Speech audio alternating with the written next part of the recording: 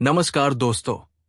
क्या आपने कभी सोचा है कि कुछ लोग बहुत कम कमाई करके भी अमीर कैसे बन जाते हैं और कुछ लोग करोड़ों कमाकर भी हमेशा कर्ज में क्यों डूबे रहते हैं? क्या आपको लगता है कि पैसा कमाने का फॉर्मूला सिर्फ हार्ड वर्क और सेविंग्स है? अगर हां, तो शायद आपको पैसे की साइकोलॉजी को जानने की जरूरत है।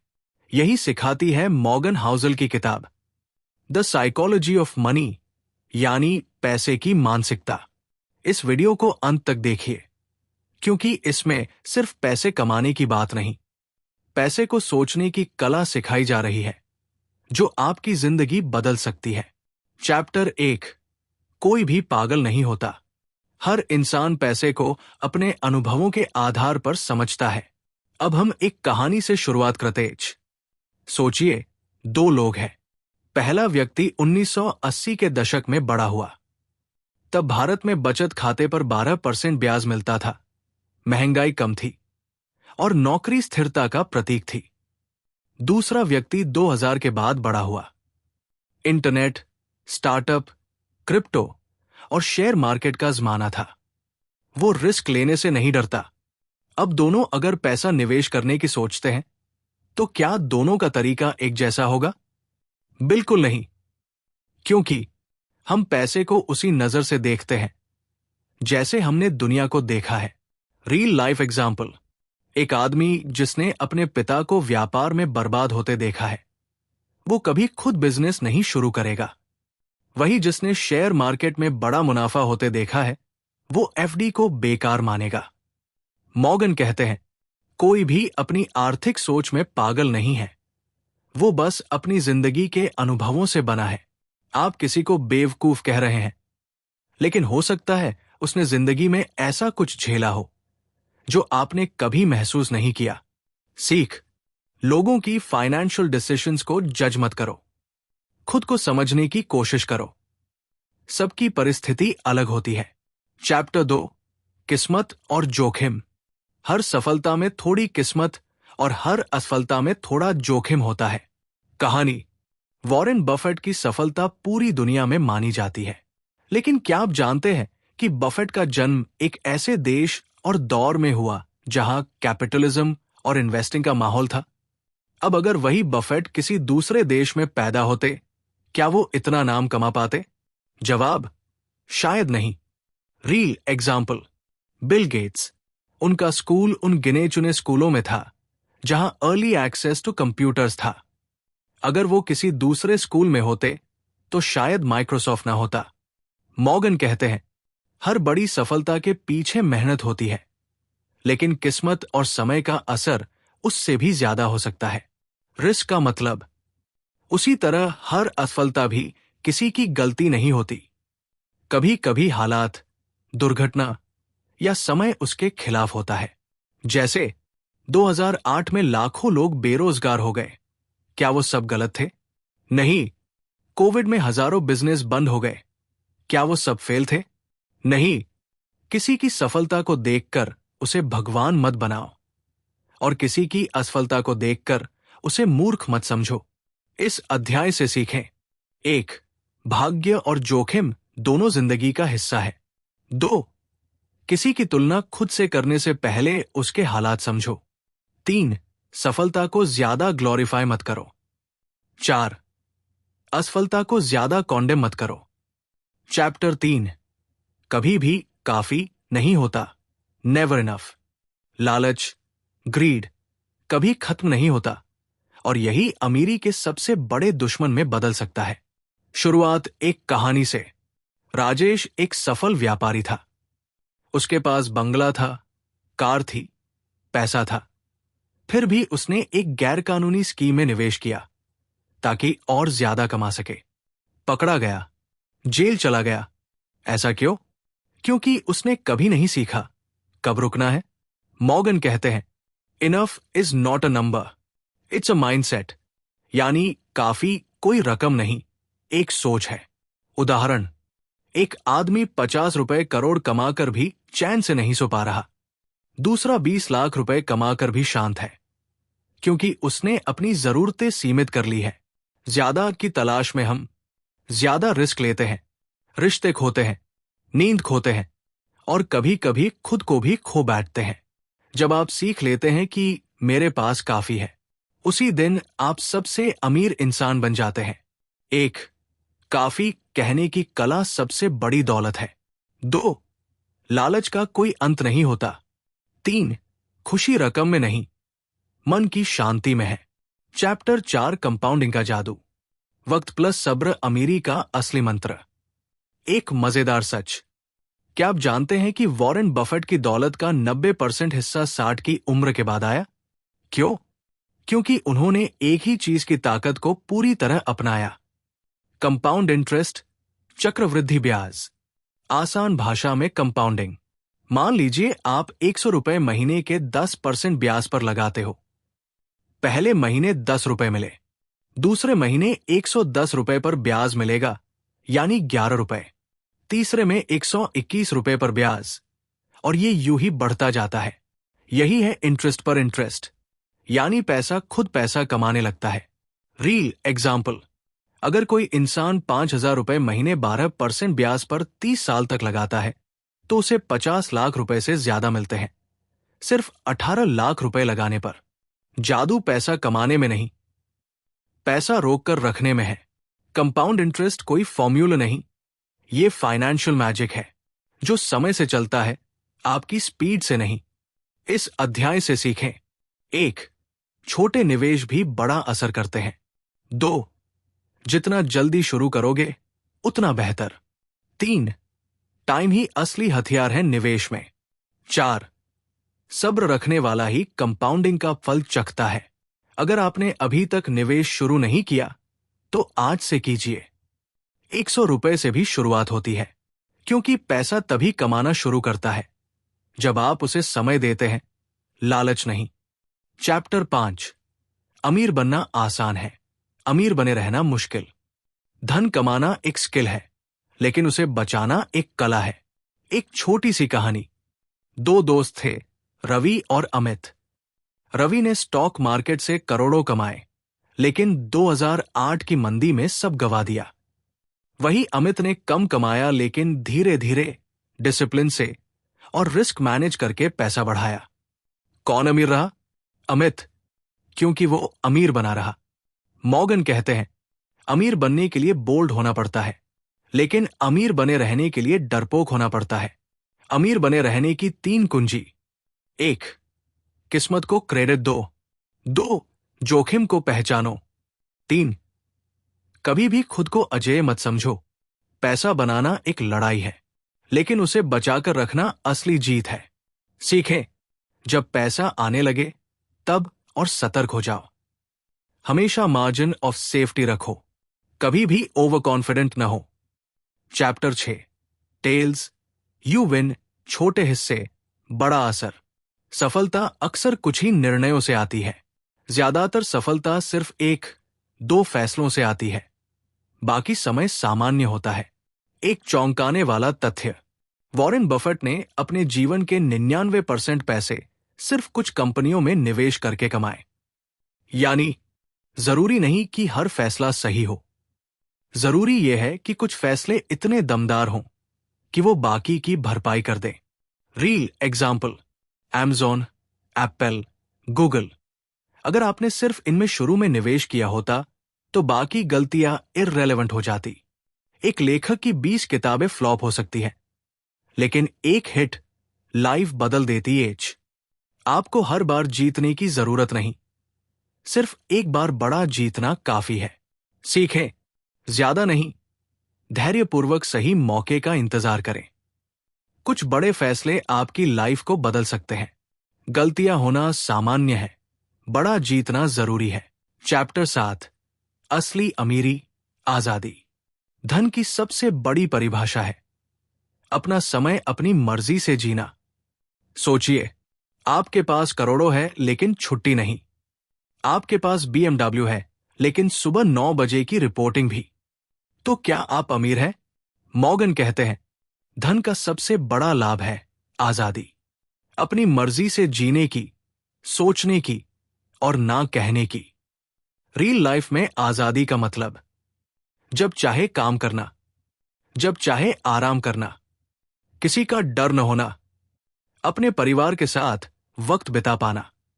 अगर पैसा आपको आजादी नहीं देता तो वो सिर्फ दिखावा है, दौलत नहीं। सीखें, फिजूल खर्च छोड़िए, वक्त खरीदिए। फाइनेंशियल आजादी ही असली सक्सेस है। दूसरों की लाइफस्टाइल देखकर नहीं, अपने टाइम की वैल्यू देखकर डिसीजंस लीजिए। सीख, 5 पैसा कमाना और पैसा संभालना दोनों में फर्क है। 6 कुछ फैसले आपकी जिंदगी बदल सकते हैं। 7 अमीरी आजादी, ना कि सिर्फ चीजें। अब हम जानेंगे क्यों लोग अमीरी के बजाय शोफ करते हैं और कैसे असली अमीरी वो है जो दिखाई नहीं देती। चैप्टर 8, गाड़ी में बैठा आदमी जिसे कोई नहीं देखता। मुख्य बात, हम महंगी चीजें दूसरों को इंप्रेस करने के लिए खरीदते हैं, लेकिन कोई हमें नहीं देखता, वो बस चीज को देखता है। एक कहानी, रवि ने 20 लाख रुपए की कार खरीदी क्योंकि वो चाहता था कि लोग उसे एडमायर करें। लेकिन जब वो ट्रैफिक में गाड़ी चला रहा था, लोग क्या सोच रहे थे? वाह, क्या गाड़ी है। लेकिन रवि कौन है, किसी ने ध्यान नहीं दिया। यही है man in the car paradox. Morgan कहते हैं, जब आप कुछ फ्लैशी खरीदते हैं, आप सोचते हैं कि लोग आपको एडमायर करेंगे। असल में लोग सिर्फ उस चीज को एडमायर करते हैं, ना कि आपको। दूसरों को दिखाने के लिए जो अमीरी है, वो असली अमीरी नहीं है। सीखें, रिस्पेक्ट दिखावे से नहीं, व्यवहार से मिलती है। जो लोग सबसे ज्यादा दिखाते हैं, वो अक्सर सबसे कम सुरक्षित होते हैं। Real richness, simplicity plus confidence. Chapter 9, असली दौलत वो है जो दिखाई नहीं देती। आपके पास जो चीजें नहीं है, वही आपकी असली संपत्ति होती है, क्योंकि वो बची हुई है। उदाहरण, आप किसी को एप्पल वॉच, मैकबुक और आईफोन के साथ देखते हैं। आप सोचते हैं ये बहुत अमीर है, लेकिन हो सकता है उसने ईएमआई पर सब खरीदा हो और बचत शून्य हो। मॉर्गन कहते हैं, wealth is the nice cars not purchased, the diamonds not bought, the vacations not taken. असली अमीरी दिखती नहीं, वो सिर्फ आपके बैंक बैलेंस में होती है। अगर आपकी अमीरी दिख रही है, तो शायद वो बची नहीं है। सीखें, जितना कम दिखाओ, उतना ज्यादा बचाओ।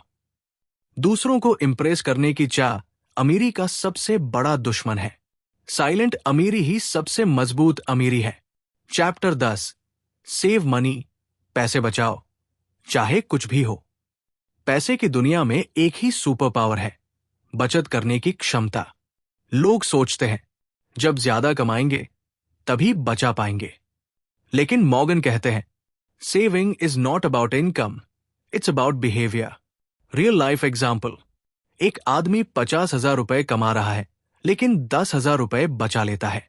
दूसरा 5 लाख रुपए कमाता है, लेकिन हर महीने खर्च कर देता है। अमीर कौन है? पहला, क्योंकि उसके पास सर्वाइवल प्लस कंट्रोल है। बचत का असली मतलब, 1, आज की खुशी को कल के लिए टालना। 2, अपनी ईगो पर काबू। 3, खुद को सुरक्षित रखने की भावना। बचत करना कोई मजबूरी नहीं, ये आजादी की सबसे बड़ी निशानी है। सीखें, कमाई बढ़ाने से पहले बचत की आदत बनाओ।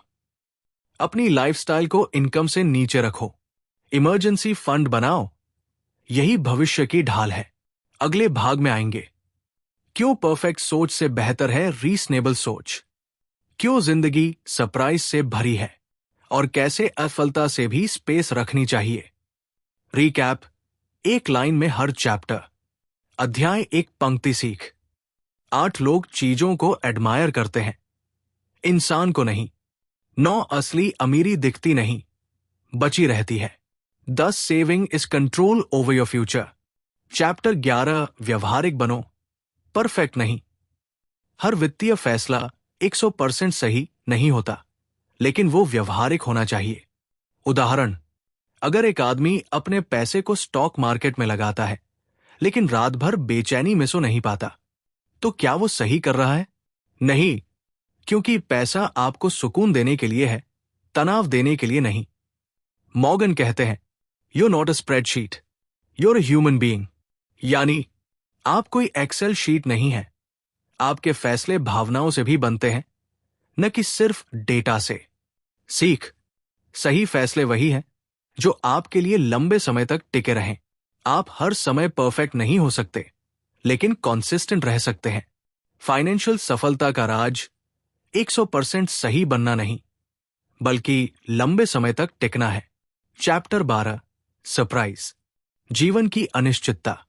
आपकी भविष्यवाणी हमेशा गलत होगी। मुख्य बात, भविष्य में क्या होगा कोई नहीं जानता। सोचिए, 2008 की मंदी, 2020 की महामारी, डेमोनेटाइजेशन, क्रिप्टो एक्सप्लोजन, क्या किसी ने इनकी भविष्यवाणी की थी? नहीं। मॉर्गन कहते हैं, इतिहास हमें सिखाता है कि सबसे बड़ा खतरा वो है जिसकी हम कल्पना भी नहीं करते। इस अध्याय से सीख, हमेशा कुछ अप्रत्याशित घट सकता है, उसके लिए तैयार रहो। पैसे के मामलों में हमेशा बचाव की योजना रखो। ज्यादा आशावादी या नकारात्मक मत बनो, लचीले बनो। फाइनेंशियल प्लानिंग का मतलब ये नहीं कि आप हर चीज जानते हो। इसका मतलब है कि आप अनजाने हालातों को झेल सकते हो। चैप्टर 13, गलती की जगह छोड़ो। कोई भी प्लान 100% सही नहीं चलता, इसलिए उसमें कुशन जरूरी है। उदाहरण, आपने सोचा हर महीने 10,000 रुपए बचाएंगे, लेकिन किसी महीने मेडिकल खर्च आ गया। क्या आपकी योजना फेल हो गई? नहीं, अगर आपने बचत में मार्जिन छोड़ा था। मॉर्गन कहते हैं, अगर आपकी योजना सिर्फ तब तक काम करती है जब हर चीज परफेक्ट हो, तो वो योजना काम नहीं करेगी। सीखने लायक बातें, हर बजट में इमरजेंसी फंड होना चाहिए। भविष्य को लेकर थोड़ी गुंजाइश छोड़िए। खुद से भी गलती की उम्मीद रखो। जो लोग गलती की जगह छोड़ते हैं, वही सबसे लंबे समय तक टिकते हैं। चैप्टर 14, आप बदल जाएंगे। आपके सपने, इच्छाएं, सोच समय के साथ बदलती है। इसे स्वीकार करना चाहिए। सोचिए, आप 10 साल पहले जो बनना चाहते थे, क्या अभी वही बनना चाहते हैं? शायद नहीं। तो जो आज आप सोचकर निवेश कर रहे हैं, वो कल बदल सकता है। मॉर्गन कहते हैं, long term planning is essential, but don't assume your future self will agree with today's choices. सीख, फ्लेक्सिबिलिटी रखें। अपनी रणनीति में समय समय पर बदलाव करें। अपने भविष्य के आप को जगह दें। लक्ष्य बदलना कमजोरी नहीं, समझदारी है। चैप्टर 15, हर चीज की कीमत होती है। पैसा कमाने, बचाने और निवेश करने की कीमत होती है, जैसे तनाव, धैर्य, डर।